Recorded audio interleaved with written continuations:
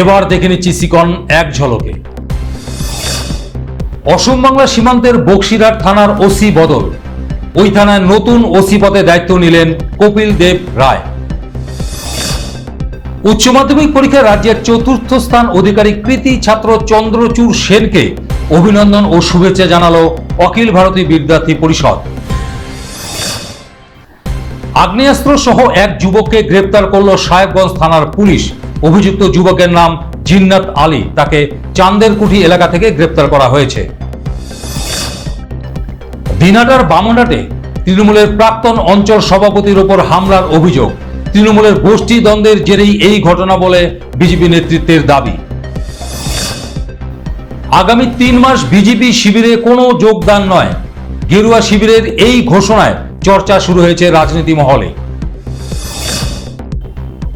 রাজ্যে পালাবদল হতে দখল হয়ে যাওয়া ফর্ট ব্লকের কার্যালয়টি উদ্ধার হলো সুটকা বাড়িতে।